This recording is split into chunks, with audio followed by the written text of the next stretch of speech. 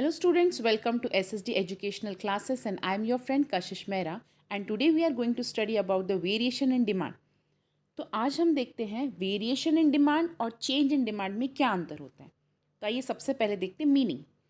When the demand for a commodity falls, जब किसी commodity की डिमांड कम हो जाती है due to the change in the price alone, इसका मतलब है सिर्फ प्राइस में चेंज आने के कारण किसी भी कमोडिटी की अगर डिमांड कम हो जाती है लेकिन उसके अदर फैक्टर्स जो हैं वो उसमें कोई भी चेंज नहीं है, तो इसे हम कहते हैं variation in demand. It means price में चेंज आएगा लेकिन अदर फैक्टर्स चेंज नहीं होंगे। अदर फैक्टर का मतलब होता है कि जैसे पॉपुलेशन में चेंज नहीं है, उसके बाद क्लाइमेटिक कंडीशन में चेंज नहीं है, इनकम में चेंज नहीं है, तो इसे हम कहते हैं अदर फैक्टर्स। तो other factor remain change and when the change in the prices causes the fall in the demand, it is called variation in demand।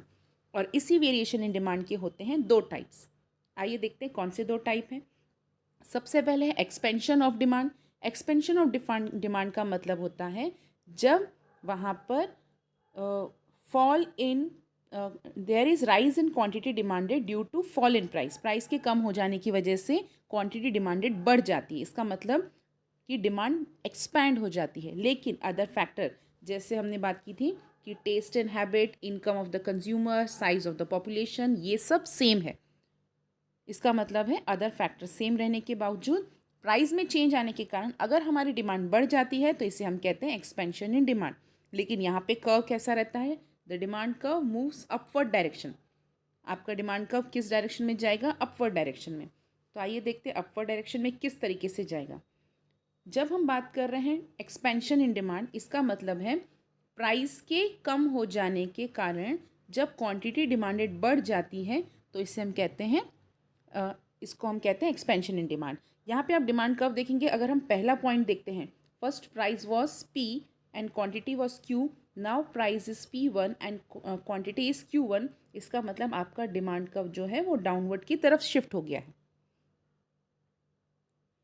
और वहीं पर इसको हम कहते हैं it is the downward movement on the same demand curve from point A to the B, जो हमको दिखाता है कि यहाँ पर क्या है? Expansion in demand. Second point अगर हम देखते हैं तो वो है contraction of demand. Contraction of demand refers to the fall in demand due to the rise in price. Price के बढ़ने की वजह से आपकी क्वांटिटी जो है वो कम हो गई है, लेकिन अगेन सेम अदर फैक्टर्स जो हैं जैसे कि taste, habit, preferences, income, population, ये सब सेम रहेगी। लेकिन यहाँ पर अगेन एक चीज़ ये है कि आपका जो डिमांड कर्व है वो अपवर्ड नहीं मूव कर रहा है, वो डाउनवर्ड नहीं मूव कर रहा है, वो अपवर्ड डायरेक्शन में जाता है। जब एक्सपेंशन होता है तो डाउनवर्ड डिमांड का मूव होता है और जब कॉन्ट्रैक्शन होता है तो डिमांड कर्व जो रहता है वो अपवर्ड के डायरेक्शन में मूव करता है। आइए देखते हैं हम यहाँ पर डायग्राम कैसे बना है। सेम जैसे बताया था, पहले अगर प्राइस थी P तो डिमांड थी हमारी Q के जितनी। जैसे ही हमारी प्राइस इंक्रीज हो जाती है तो हमारी डिमांड हो जाएगी कम, मतलब P2 पे आपकी क्वांटिटी हो जाएगी Q2। तो पहले आपका बन रहा था B पॉइंट, अब बन रहा है A। इसका मतलब है आपका डिमांड कर्व जो है वो अपवर्ड के डायरेक्शंस में मूव हो रहा है। इसको हम कहते हैं कॉन्ट्रैक्शन इन डिमांड। सेम चीज़ जब हम बात कर रहे हैं चेंज इन डिमांड, अभी तक हमने पढ़ा वेरिएशन इन डिमांड, अब हम बात कर रहे हैं चेंज इन डिमांड की। When the demand curve for a commodity increases, जब डिमांड बढ़ रही है या कम हो रही है due to the change in other factor, not because of price, price के चेंज होने की वजह से नहीं बल्कि अदर फैक्टर के चेंज होने की वजह से, तो इसे हम कहते हैं चेंज इन डिमांड। यहाँ पर भी दो टाइप है, that is increase in demand and decrease in demand. तो इंक्रीज क्या होता है? इंक्रीज इन डिमांड का मतलब होता है when there is increase in quantity demanded due to the favourable change in the factor. किस फैक्टर्स में चेंज आ रहा है? या तो टेस्ट में चेंज आ रहा है, या तो इनकम में चेंज आ रहा है, या क्लाइमेटिक कंडीशन में चेंज आ रहे हैं, या किसी भी अदर फैक्टर में चेंज होने के कारण अगर यहाँ पर डिमांड इंक्रीज हो जाती है लेकिन प्राइस में कोई भी चेंज नहीं आएगा, प्राइस विल रिमेन कांस्टेंट, तो इसे हम कहते हैं इंक्रीज इन डिमांड। अब यहाँ पर जो मूवमेंट्स ऑफ द कर्व हैं वो थोड़े से डिफरेंट हैं। जैसे कि यहाँ पर बताया गया है डिमांड कर्व्स जो रहेंगे वो शिफ्ट होंगे, यहाँ पे मूवमेंट्स नहीं होंगी, यहाँ शिफ्ट होगी। कहाँ पे शिफ्ट होंगे? From right hand shift side to the original demand curve. Demand curve का राइट साइड में शिफ्ट होगा। आइए देखते हैं ग्राफ में क्या बताया गया है। According to the graph when the price remain same, आप देखेंगे प्राइस का जो लाइन है वो सेम है। पहले जो था हमारा डिमांड कर्व था ए था, दैट इज डी डी।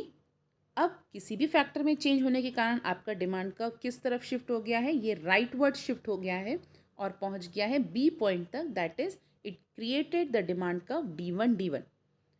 तो यहाँ पर आपका डिमांड कर्व जो है वो शिफ्ट हो जाता है राइट साइड में। और अब बारी है decrease in demand. Decrease in demand क्या होता है? It refers to the decrease in quantity. Same यहाँ पर डिमांड जो है वो कम हो रही है due to unfavourable change in condition. अब वो कंडीशन हो सकती है आपकी टेस्ट में चेंज आ गया है, इनकम कम हो गई है, या क्लाइमेटिक कंडीशन अच्छी नहीं है, तो यहाँ पे अनफेवरेबल कंडीशन है। और यहाँ पर जो डिमांड कर्व शिफ्ट हो रहा है वो होता है लेफ्ट साइड में, ओरिजिनल कर्व के लेफ्ट साइड में डिमांड कर्व शिफ्ट होता है। आइए देखते हैं डिमांड कर्व में क्या बताया गया है। प्राइस सेम है जैसे पहले थी। अब प्राइस सेम होने के कारण पहले क्वांटिटी थी Q, अब क्वांटिटी कम हो जाती है, डिक्रीज हो जाती है और Q2 तक पहुंच जाती है। इसका मतलब पहले आपका डिमांड कर्व जो था वो DD था और A पे कट हो रहा था, अब वो कम हो जा रहा है, वो शिफ्ट हो जा रहा है लेफ़्ट साइड में, और लेफ़्ट साइड में शिफ्ट हो जाने के कारण अब वो कहाँ पर पहुंच गया है? B पार्ट में पहुंच गया है। तो ये हो जाता है डिक्रीज इन डिमांड, इसे हम कहते हैं decrease in demand. So it is shown from DD curve, जो है DD2 तक पहुंचने पर ये कहलाता है डिक्रीज इन डिमांड। होप है फ्रेंड्स आपको ये वीडियो समझ में आया होगा। क्लियरली समझ में आने पर आपको हमें लाइक करना है, चैनल को सब्सक्राइब करना है और इस वीडियो को शेयर करना है। और अगर आपको ये वीडियो पसंद आया है तो हमारे चैनल के साथ हमेशा बने रहिए। Thank you.